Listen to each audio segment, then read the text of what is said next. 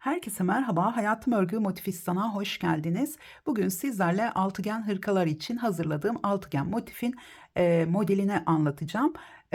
Öncelikle motifin yapımını göstereceğim. Eğer ilgi görürse devamında ikinci bölümü de paylaşacağım. Yani bu videoda sadece motifin yapımını anlatacağım. Beğenir ve devamını isterseniz hırkanın diğer aşamalarını da tek tek paylaşırım. Şimdi ben motif çalışmasını yaparken akrilik ipler kullandım. Benim kullanmış olduğum akrilik iplerin yapısı antipiyelik özelliğe sahip biraz parlak iplerden. Bunu yaparken aynı zamanda 4,5 milimetre tığ kullandım. Hazırsanız ve hemen aşağıdaki abone ol butonuna bastıysanız hemen motifimizin yapımına başlayalım. Motifimize başlarken şöyle hemen başlangıç ilmeğimi atıyorum. Bu arada tekrar göstereceğim. 4,5 milimetre tığ kullanarak örüyorum. Sizler de kullanmış olduğunuz iplere uygun tığ numaraları kullanarak motifinize başlayabilirsiniz. Hemen 1, 2, 3, 4 ve 5 tane zincir çektim. İlk zincirin içine batıyorum. Buradan bir ip aldım. Şöyle tığımdaki ilmekten kaydırma yaparak kapattım. Küçük bir halka oluşturdum. Bir, şöyle ipimi arada gizleyerek 2 ve 3 zincir çektim. Şimdi halkamızın içine 2 ikili trabzan yapıyorum. Ve 2. 1, 2, 3 zincir, tekrar 3 ikili trabzan.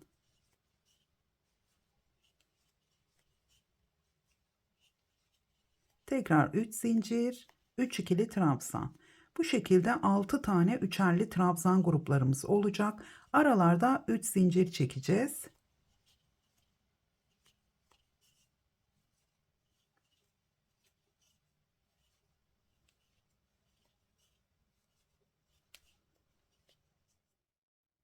Toplamda 6 tane üçerli trabzan grubumu tamamladım. Şimdi burada sonda 3 tane zincir çekmiyorum. Hemen tığıma bir ip aldım. Buradaki ilk zincirin içine batıyorum. Buradan bir ip aldım. Tığımda 3 tane ilmeğim var. Hepsini birlikte şöyle biraz gergin tutarak şöyle ortaya gelecek şekilde topluyorum. Tekrar bir zincir çektim. Şimdi bu ilk yapmış olduğumuz boşluğun içine şöyle batıyorum. Bir zincir çektikten sonra bir ilmek aldım. Çok sıkı olmayacak şekilde şöyle ikisini birlikte topladım. Bir tane sık iğne yapmış oldum. Şimdi sık iğnemizin iki tane ilmeği var.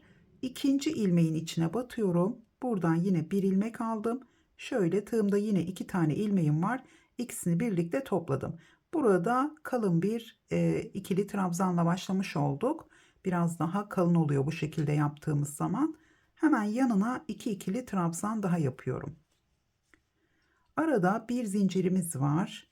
Tekrar şimdi yarım köşe yaparak başladım. Sıradaki 3 zincir boşluğuna atladım. Hemen köşe yapıyoruz. 3 ikili trabzan, 3 zincir, tekrar 3 ikili trabzan. İkinci sırada köşelerimizi oluşturacağız. Hep aynı şekilde boşluklara tekrar edelim. Evet, arada yine bir zincirimiz var. Sıradaki boşluğa 3 ikili trabzan, 3 zincir, 3 ikili trabzan.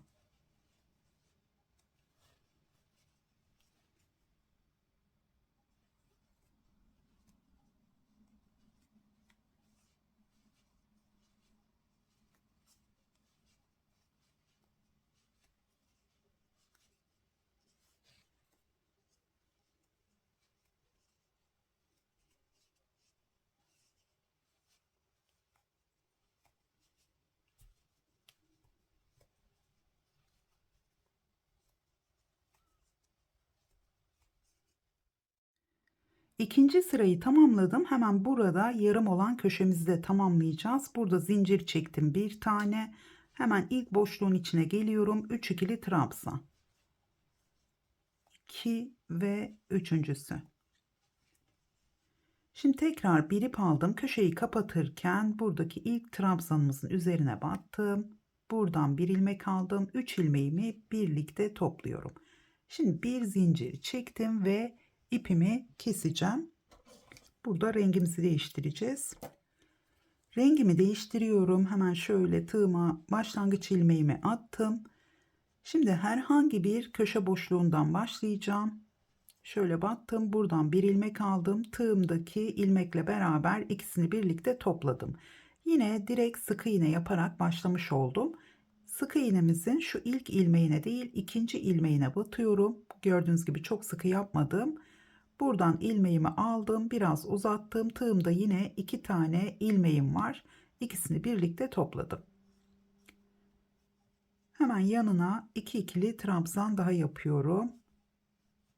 Yine yarım köşe yaparak başlamış olduk. Şimdi modelimizin kurulumuna başlıyoruz.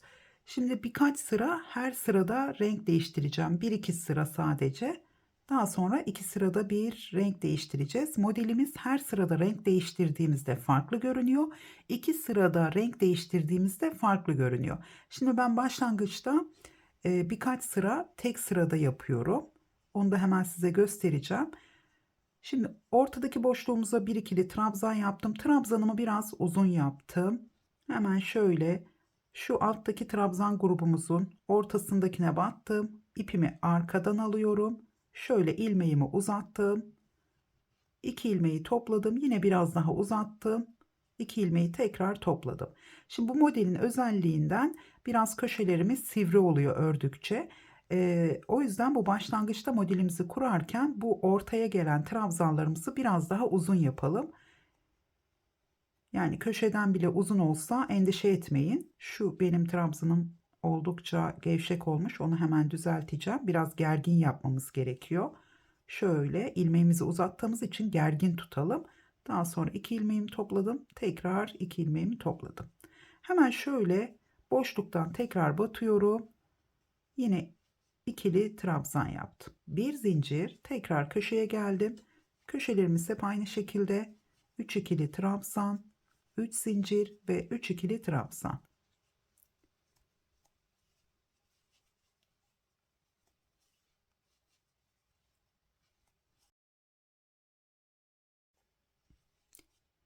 Tekrar bir zincir, hemen aradaki bir zincir boşluğuna bir ikili trabzan. Bakın uzatarak yaptım trabzanımı gördüğünüz gibi. Tekrar bir ip aldım, hemen alttan ortadaki trabzana batıyorum. İpimi arkadan aldım. Şöyle uzattım, gergin tuttum. İkisini birlikte, son ikiyi birlikte topladım. Tekrar şöyle aradan batıyorum. Üçüncü ikili trabzanımı yaptım. Bir zincir, yine köşenin olduğu yere geldim. Gördüğünüz gibi bu şekilde dönerken bu ipimizi gizlemek daha kolay oluyor. Üzerine örmüş oluyoruz.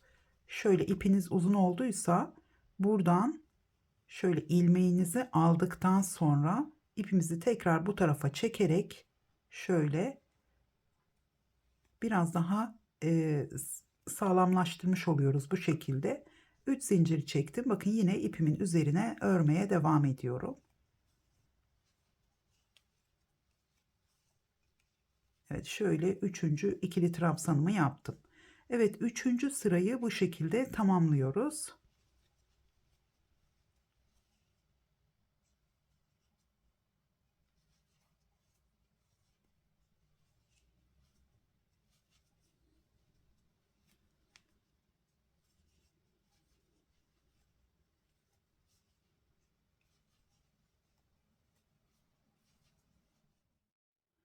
Başladığım yere tekrar geldim. Hemen burada yarım köşemizi tamamlıyoruz. İlk boşluğun içine yine bir zincir çektikten sonra 3 ikili trabzan. Şöyle üçüncüsü. Hemen burada kapatmayı nasıl yaptığımızı tekrar göstereceğim. Bir ip aldım. İlk trabzanın üzerine sık iğne ile trabzan yaptığımız zaman bakın üzerinde ilmeklerimiz diğerlerinde olduğu gibi görünüyor. Hemen şöyle 2 ilmeği birlikte alıyorum. Buradan bir ilmek aldım. Şöyle biraz uzatarak 3 ilmeğimi birlikte topladım ve bir zincir çektim. Tekrar rengimi değiştireceğim. Şöyle ipimi kestim.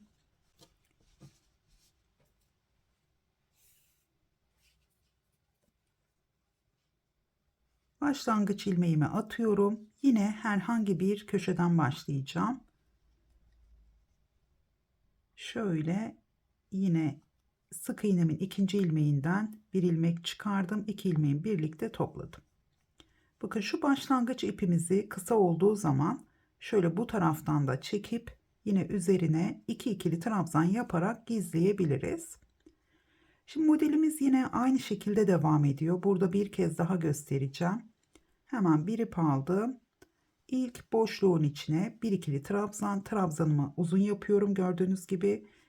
Tekrar alttan aldım. Hemen ilmeğimi uzattım, gergin tuttum ve ikisini birlikte, tekrar ikisini birlikte. Tekrar bir ikili trabzan daha yaptım araya batarak. Bir zincir. Hemen sıradaki boşluğa bir ikili trabzan. Tekrar ortadan battım. Şöyle bir ikili trabzan daha yaptım. Modelimiz birkaç sıra ilerledikten sonra kendini daha güzel gösteriyor. Böyle başlangıçta çok belli olmuyor. Yine köşenin olduğu yere geldim. Yine 3 ikili trabzan, 3 zincir, tekrar 3 ikili trabzan.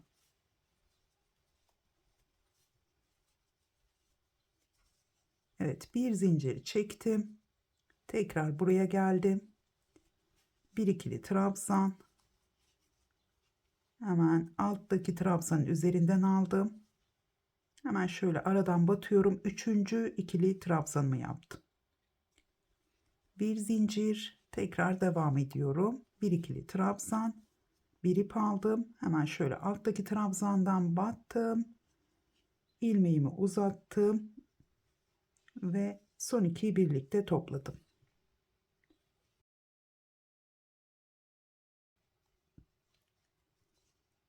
Evet, tekrar köşenin olduğu yere geldim.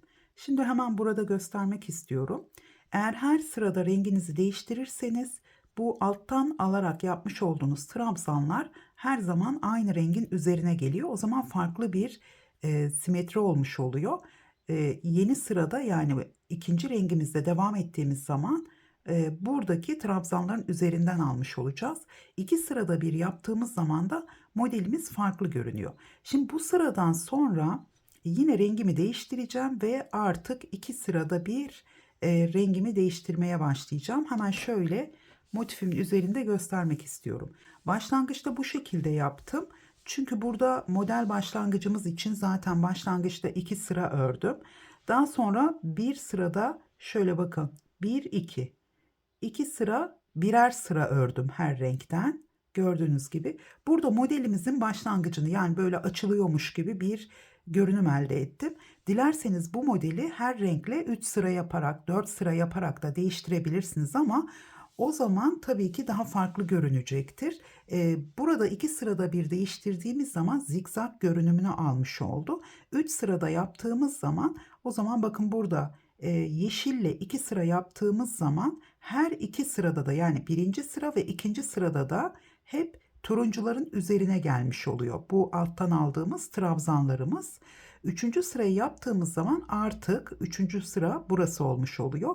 Yani üçüncü sırada yeşil renkle devam edersek yeşilin üzerine geliyor.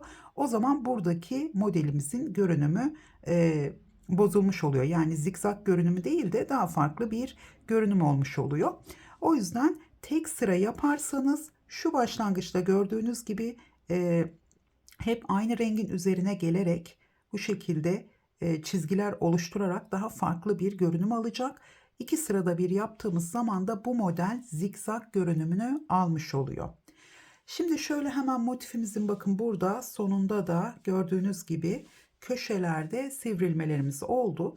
Ben şöyle biraz ördükten sonra birkaç sıra şimdi buradan sayacağım 1 2 3 4 5 6 7 8 9 10. 10 sıra ördükten sonra köşelerde 2 zincir çektim. Çünkü biraz köşelerin sivrilmesini durdurabilmek için köşelerde 2 zincir çektim. Şu orta kısımlarda bu 10 sıradan sonra tığ numaramı yarım milimetre daha büyük kullandım. Köşelerde trabzanları çok fazla uzatmadan yaptım. Yani olduğu gibi yaptım. Şöyle her köşede hem köşe hem de iki modelimiz içeriye girecek şekilde. Buralarda çok fazla uzatmadan yaptım. Daha sonra bu bölümlerde şöyle ortadaki kalan bölümlerde biraz daha uzatarak trabzanlarımı yapmaya çalıştım. Şimdi ona rağmen bu şekilde olacak. Yani modelden dolayı bu şekilde sivrilmeler oluyor. Eğer buna dikkat etmezsek o zaman daha da fazla sivrilme olacak. Dolayısıyla birazcık yarım milimetre tığınızı büyük kullanarak ya da aynı numarayla devam ederseniz bu ortadaki bölümlerde biraz daha uzatarak şu başlangıç kısımlarına göre uzatarak yaparsanız dengeli bir ilerleme olur. Ayrıca son iki sırada yani motifimi tamamladığım zaman son iki sırada trabzanları bu alttan alarak değil de her zamanki gibi yani hanım dilendi bey bende olarak şöyle boşlukların içine batarak devam edeceğim. O zaman da buradaki aşağıya inmeyip biraz daha yukarıya çekmiş olacağım. Şimdi hemen şöyle göstermek istiyorum. Motifimizi terse çeviriyoruz. İstediğimiz ölçüye geldiği zaman hatta gelmeden bu şekilde kontrol edebilirsiniz. Şöyle herhangi bir köşeyi tuttum. Tam karşısındaki köşeye getirdim. Tam karşısındaki köşeye getirdim ve bu şekilde bedenimizin yarısını oluşturmuş olduk. Bu biraz böyle İspanyol tarzında kolumuz açılarak ilerleyecek. Daha sonra bunu kolu bitirirken burada tabii ki daraltma yapacağız. Şimdi bu şekilde yaptıktan sonra motifinizi ölçüleri ayarlamak için hemen burada kol evinin yüksekliğini ölçmeniz gerekiyor. Ne kadar dökümlü yapmak istiyorsanız yani kendi bedeninize göre normal bir ölçüde olmasını istiyorsanız sizin bedeniniz mediumsa 18 santimetre yeterli olacaktır. Kol genişliği biraz da dökümlü olmasını isterseniz 19 santimetre olacak şekilde burada sıralar eklemeye devam edeceksiniz. Yani katladıktan sonra ölçüyorsunuz. İstediğiniz ölçüye gelene kadar da yine sıralar ekleyerek motifinizi büyütüyorsunuz. Ya da daha da büyük olmasını isterseniz 20 santimetre olana kadar örebilirsiniz. Şu anda bakın bu haliyle bu genişlik şöyle biraz da şöyle çekelim. Çünkü esneme payı var. Bu birleştiği zaman büyük olacak. Şöyle hemen 18 santimetre olmuş. Şimdi ben bunu biraz daha büyük yapacağım. Çünkü dökümlü bir hırka olmasını istiyorum. O zaman birkaç bedene uygun olacaktır. Bu haliyle 30, 36, 38, 40, 42 bedene olacak şekilde oldu. Kol evinin yüksekliğinden bahsediyorum. Çünkü bedenimizi eğer bu şekilde kolunuzu çok geniş yapmazsanız o zaman beden biraz küçük kalmış oluyor. O zaman kol birleştirmesini yaptıktan sonra bedene sıralar ekleyerek devam ediyoruz. Birleştirme yaparken aslında birleştirme yaparken de çok kolay. Burada bu sırayı tamamlarken hatta şöyle gösterebilirim size. Şunu şöyle çekelim. Bu sırayı tamamlarken hemen size göstereceğim. Şöyle köşemizi yapalım. Ben bu sırayı tamamlayıp tekrar geliyorum. Evet. Kol birleştirmemizi yapacağımız zaman gördüğünüz gibi son kenarı örmedim. Burada son kenarı örerken örerek birleştirme tekniğini kullanacağım. Motifimiz küçük ama daha fazla büyütmeye gerek yok. Çünkü modelimiz tek sıranın tekrarından oluşuyor. Hep aynı şekilde ilerliyor. Hemen şöyle katlayacağım. Bakın bu son örmüş olduğum köşeyi şöyle hem küçük motifin üzerinde daha rahat görebilirsiniz. Şöyle tam karşısına getiriyorum. Şimdi buradan gördüğünüz gibi şöyle katlamış olduk. Bir zincir çektim burada 3 ikili trabzanı yaptıktan sonra karşıdaki köşenin içine batıyorum. Şöyle kaydırmayla kapattım. Tekrar bir zincir çektim. Bir ip aldım. Buradaki yarım köşeyi tamamlıyorum.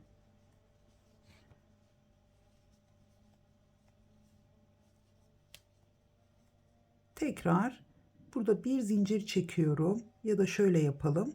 Bir zincir çekmeden önce karşıdaki boşluğa şöyle battım. Bir tane kaydırma yaptım. Tekrar bir zincir çektim. Buraya geldim. Yine 3 ikili trabzan yapıyorum.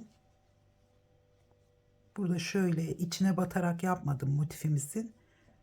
Çünkü son sırayı da zaten bu şekilde bitireceğim.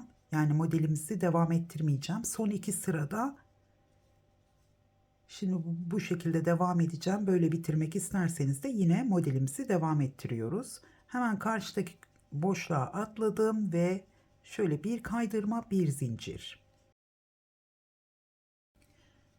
Tekrar buraya geldim. Yine 3 ikili trabzan. Yine unuttum ben şöyle alttan almayı.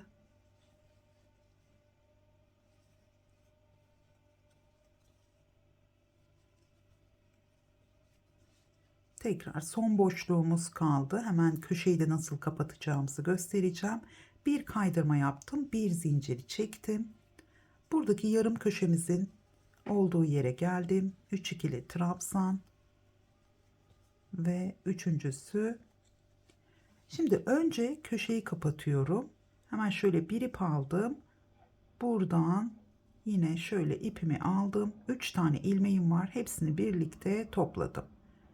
Şimdi burada şöyle ilmeğimi, bir zincir çektim. İlmeğimi çıkardım. Karşı taraftan şöyle tekrar şöyle ilmeğimi çektim. Şimdi burada kola devam edecekseniz buradan devam edebilirsiniz. Şimdi buraya ilmeğimi buradan çektikten sonra köşe boşluğuna geldim. Tekrar kaydırma yaptım. Burada bedene devam edecekseniz ipinizi kesebilirsiniz. Kola devam edecekseniz yine burada şöyle bir zincir çekip ben sık iğne ile trabzanla devam ediyorum. Hemen bir ip aldım. Buraya sık iğnemi yaptım. Tekrar şöyle batıyorum. 2 ilmeği birlikte topladım. Bakın son sıra bir sıra olduğu için modeli aynı şekilde devam ettirmek isterseniz, yani burada 2 sırada bir devam ettiği için ikinci sırasında birleştirme yaparsanız yeni renkle devam etmeniz gerekir. Modele başladığınızda birinci sırada birleştirme yaparsanız burada ilk sırayı ipinizi kesmeden devam edebilirsiniz. Dediğim gibi her sırada renk değiştirirseniz model farklı. 2 sırada değiştirirseniz de bu şekilde zikzak görünümünü alacak. Her iki haliyle de farklı bir altıgen hırka yapabilirsiniz. Yani ikisini de deneyebilirsiniz. Şimdi burada gördüğünüz gibi 3 tane ikili trabzanı yaptım. Çünkü alttan alacak trabzanımız yok. Yani ilmeğimizi alttan almıyoruz. Burada bir zincir çekmeden devam edeceğim. Daha sonra tekrar buraya geliyorum. Hemen ilk trabzanımı yaptım. Yine şöyle modelimizi devam ettirerek kola devam edebiliriz. Şimdi burada kısaca göstermek istedim. Çünkü hırkayı tamamlamadığım için ilerleyen zamanlarda değiştirebilirim. Yani kolda nasıl ilerleyeceğimizi. Şimdilik fikir olsun diye size kısaca bunu göstermek istedim. Bu küçük motifin üzerinde. Örgüden anlayan altıgen hırka yapımını bilen arkadaşlar rahatlıkla yapacaktır. Burada farklı bir modelle altıgen hırkamızı başlamış olduk. Ayrıca kanalımda farklı altıgen hırka modelleri de var. Onlara da bakabilirsiniz. Orada yine bu birleştirmeyi yaptıktan sonra hepsi de farklı modelde olduğu için burada modeli nasıl devam ettirdiğimizi gösteriyorum. Önde ve arka bedende. Orada da yine takip edebilirsiniz. Sadece 3 tane hırkamız var. Birisi erkekler için, onda değil ama kadınlar için olan hırkalarda bakabilirsiniz. Buradan sonra nasıl devam edeceğinizi. Ama dediğim gibi eğer yoğun ilgi görürse o zaman ben hırka olarak da bu motifleri tamamlayıp detaylı bir şekilde anlatımını yapacağım. Evet, motifimizin anlatımı bu kadar. Umarım beğenmişsinizdir. Beğendiyseniz beğen butonuna basmayı ve yorum bırakmayı unutmayın. Tekrar görüşünceye kadar hoşça kalın.